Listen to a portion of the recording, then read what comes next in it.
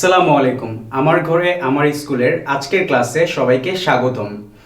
আজকে আমরা নবম ও দশম শ্রেণীর ফিন্যান্স এবং ব্যাংকিং বিষয়ের তৃতীয় অধ্যায় অর্থের সময়মূল্য বা টাইম ভ্যালু অফ মানি এই অধ্যায়টি নিয়ে আলোচনা করব।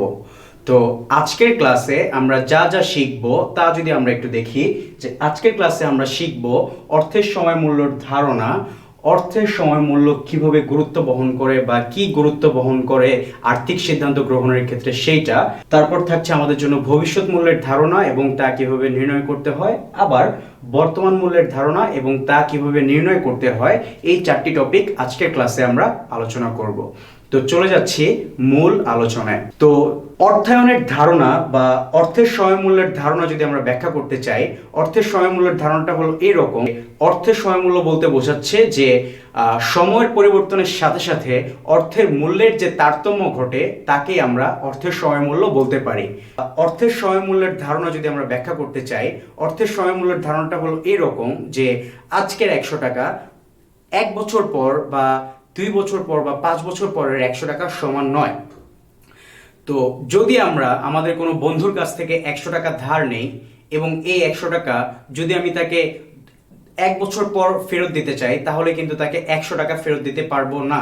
এই 100 টাকার যদি ব্যাংকে জমা রাখতাম, সেই ব্যাংক থেকে যে সুদটা প্রাপ্য হতো, সেই প্রাপ্য সুদের সমপরিমাণ টাকাও আমার 100 টাকার সাথে ফেরত দিতে হবে। নতুবা এই 100 টাকার মূল্য 1 বছর পর 100 টাকার সমান থাকছে না। অর্থের সময়মূল্যর গুরুত্ব যদি আমরা আলোচনা করতে চাই, তাহলে আমরা দেখব যে তো অর্থের সময়মূল্যর গুরুত্বের মধ্যে প্রথমেই থাকছে আমার জন্য সুযোগ ব্যয়। সুযোগ ব্যয়ের ধারণাটা হলো এইরকম যে ধরলাম আমার হাতে দুইটা অপশন আছে। এই দুইটা অপশন থেকে যদি আমি দুইটা অপশনই হলো পরস্পর বর্জনশীল প্রকল্প, অর্থাৎ একটি প্রকল্প গ্রহণ করলে অন্য আরেকটি প্রকল্প অবশ্যই ত্যাগ করতে হবে। তাহলে এই যে আমি একটি প্রকল্প গ্রহণ করছি এবং অন্য আরেকটি বিপরীত প্রকল্প ত্যাগ করতেছি, এই ত্যাগ করার মধ্যে আমার যেই রিটার্নটা আসতো, এই রিটার্নটাই হলো আমার জন্য সুযোগ ব্যয় বা অপরচুনিটি কস্ট। এই থিওরিটিক্যাল কথাটাকে যদি আমি কোনো একটা উদাহরণের মাধ্যমে দাঁড় করাই, তাহলে দাঁড়াচ্ছে এরকম। ধরলাম আমার হাতে দুইটা অপশন আছে। একটা অপশন হলো আমি কোনো একটা জমি কিনলাম, যেই জমির দাম আজকের দিনে 10 লক্ষ টাকা এবং এই জমি আগামী 10 বছর পর দ্বিগুণ দাম হবে, অর্থাৎ আগামী 10 বছর পর এই 10 লক্ষ টাকার সমপরিমাণ জমির দাম হবে 20 লক্ষ টাকা। তাহলে এই যে 10 লক্ষ টাকা 10 বছর পর আমার দ্বিগুণ হচ্ছে, এইটা একটা প্রকল্প আমার হাতে।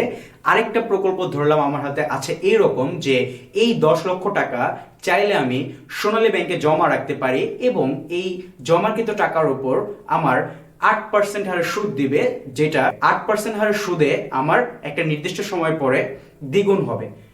তো এখন আমার হাতে এই যে সোনালী ব্যাংকে বিনিয়োগ করাটা উপযুক্ত নাকি জমি ক্রয় করা উপযুক্ত, এই সিদ্ধান্তটা নিতে হলে অবশ্যই আমার এই যে দুইটা প্রকল্পের আমি কোনটা গ্রহণ করলে কোনটা সুযোগ ব্যয় যত কম হবে বা যেটা সুযোগ ব্যয়টা সবচেয়ে কম হবে, সেটা আমার পক্ষে গ্রহণ করা উচিত।